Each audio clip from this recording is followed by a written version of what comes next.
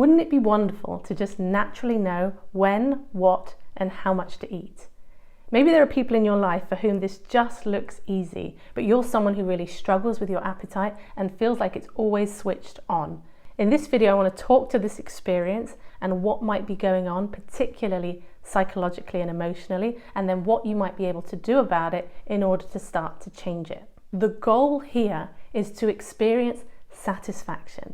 And satisfaction is, it is a sense of wholeness, completeness, I'm done, that's enough. And it's a feeling. There are 3 components that need to be in alignment in order for you to experience satisfaction.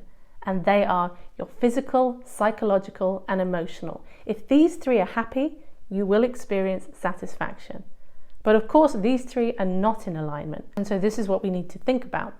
So the first one is physical, and I'm only going to touch on this briefly because my strength lies in the psychological and emotional. But without even considering the physical, we won't be able to get to the other stuff. All I want to say about this piece is that you need to be eating enough and you need to be having variety. You could be eating technically enough energy to sustain you, but without the variety, you might find yourself feeling dissatisfied.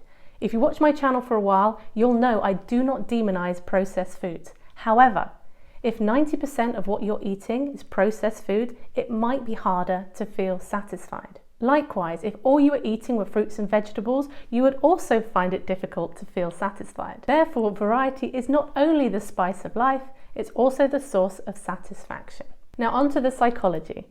There are 2 main ways that I see people's psychology working against them. There's a famous study called the milkshake study. It was back in 2011, where the researchers found that people's ghrelin response, now ghrelin is a hormone produced by the stomach and it heavily influences our hunger. The fascinating outcome of this research was that they found that people's ghrelin response mirrored how much they believed they had consumed rather than what they had actually consumed. So when the participants were anticipating having more calories than they were actually going to have, their ghrelin went up higher, but it also dropped higher, which indicates higher levels of satisfaction. When they thought they were going to consume fewer calories, their ghrelin didn't rise as high, but you would think when they actually consumed more calories than they thought they would, that the ghrelin would respond to that, and it didn't. It responded to what they believed they had had.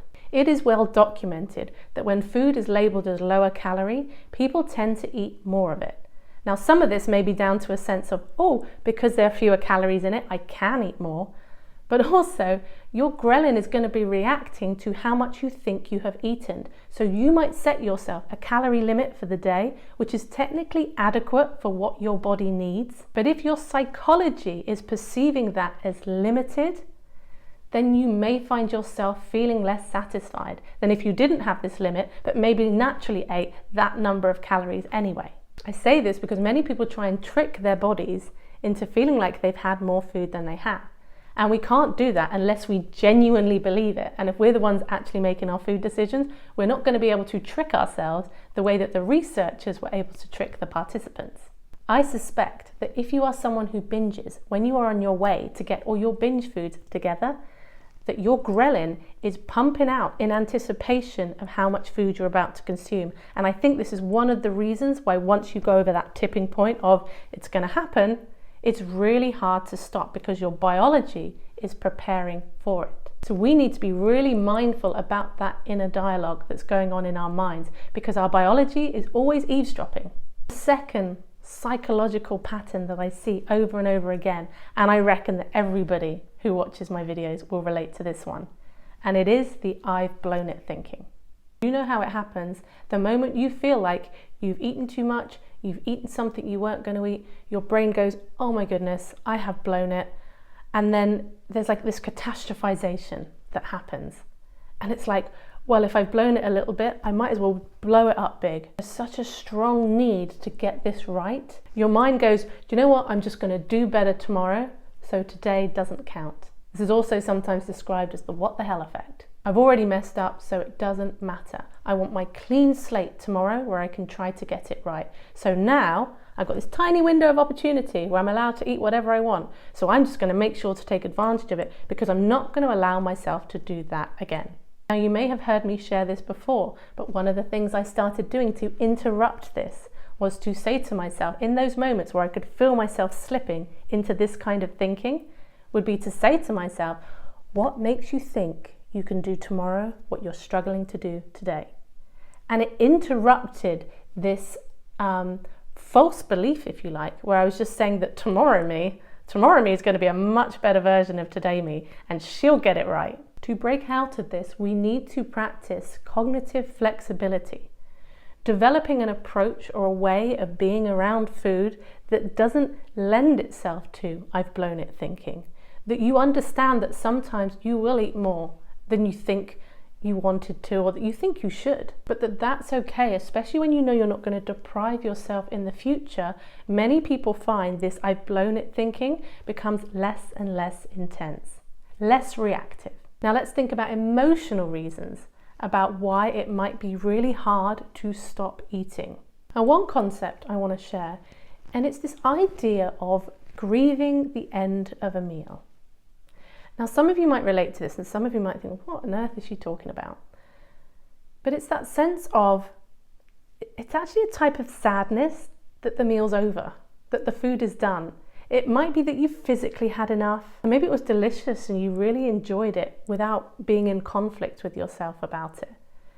But you didn't want it to end. You weren't emotionally ready for the food to end. This one doesn't sound like it makes cognitive sense, and I think this is why people sometimes miss it, because the mind just goes, well, don't be ridiculous. Why are you grieving the end of a meal? You're going to eat again. You're going to eat again probably pretty soon. But if you relate to a sense of a bit of sadness that the food's over, you didn't want it to end, but it doesn't feel about you haven't physically had enough, you just didn't want it to end, is acknowledging, oh, I'm feeling some sadness that the food is over. And when this is acknowledged and named, and people understand what it is, it makes it much easier to navigate. Otherwise, you only experience it as a sense of, I want to keep eating. So we break that I want to keep eating by recognizing, oh, I just feel a bit disappointed that the food's finished and I wish it had gone on longer. When this feeling is allowed, it tends to pass very quickly. If you think this is you, try it out and let me know how you get on. And another one, this one goes a bit deeper, and it's that there are like childhood patterns playing out here. So if you grew up, let's say the most common way this might show up is the clean plate club. The idea that you have to finish everything on your plate because that's what you were told you had to do growing up. So now it feels so uncomfortable to leave food on your plate. Even though in your mind you're like, it's fine, but it just feels wrong. Also, if you experience a sense of food insecurity growing up, this could happen because your food was restricted by your caregivers, or because there wasn't always enough food, or maybe there was just a lot of talk about whether there was going to be enough food. And now maybe you're at a point in your life where you rationally know there's enough food, but that feeling of scarcity keeps coming up for you. It always feels like there's never going to be enough food, even if there is. So in order to start working with this, we need to do 3 things. And these are the things that you would have needed when you were younger. This childhood stuff can go really deep, so it can be incredibly frustrating if you can see these patterns and feel unable to change them. There's part of remembering that when you sit down to eat, this old part of you is going to be sitting at the table too. And we need to figure out how to navigate that. And it often looks like 3 stages, 3 things to do, because in order for this part to not be taking over your behavior, we need to calm this part down. This is what we need to do because it's also what we needed as kids that we didn't get. The first thing is to acknowledge that this part exists and that it's there. You might be wondering, well, how does that help?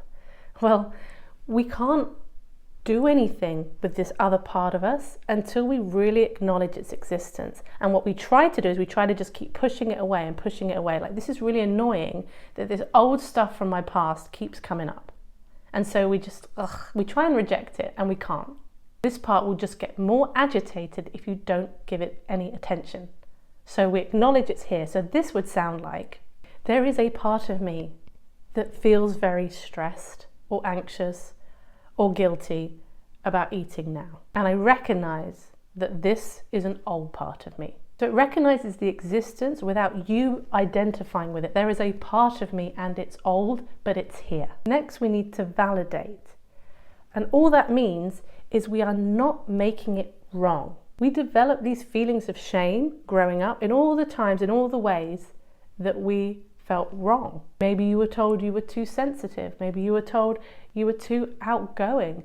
Maybe you were too much. Maybe you were not enough. All these ways that we make ourselves wrong trigger shame.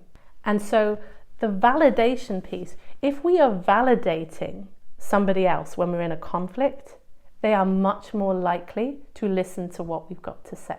If you're going into a debate and you're just telling the other person, look, you're wrong, I'm right, and I'm going to tell you why.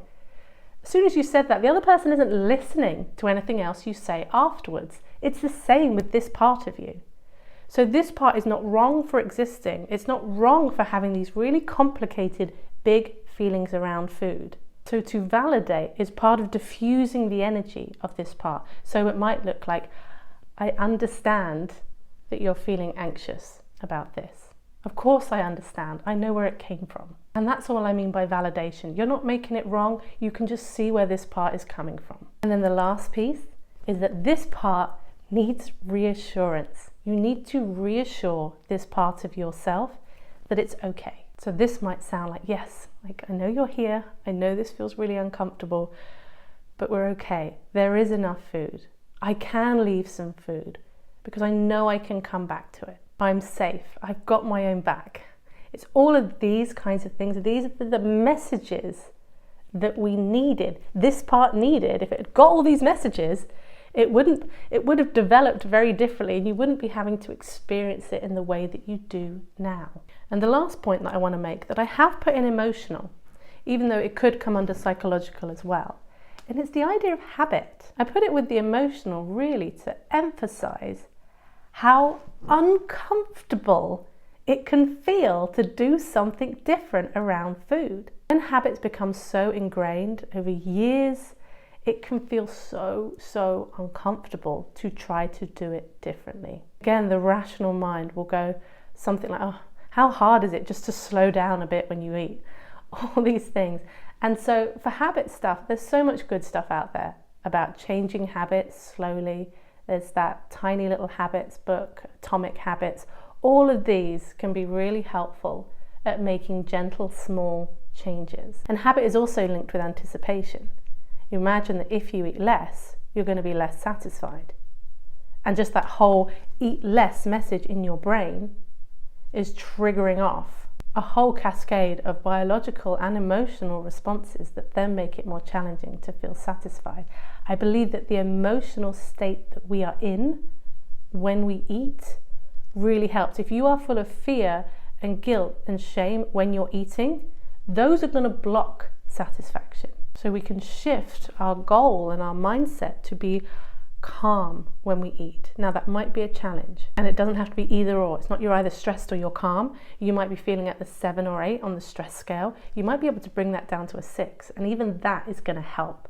It's not that you have to be this perfect Zen state in order to experience satisfaction, but it's like, how do we calm ourselves down and bring it down a notch? We can do that through the acknowledgement, the validation and the reassurance. Some people, that's doing somatic stuff. It's holding yourself, it's breath work, it's the butterfly hug of tapping. Whatever it takes to try to create some calmness in your body will also help you to find this seemingly elusive satisfaction. Anyway, I will draw it to a close there. If you haven't checked out my podcast, Life After Diets, you might be interested in doing so. If you want to work with me, I run these Connect and Recover groups every month. I shall pop the details in the description below. Thank you for watching, and I will see you on the next video.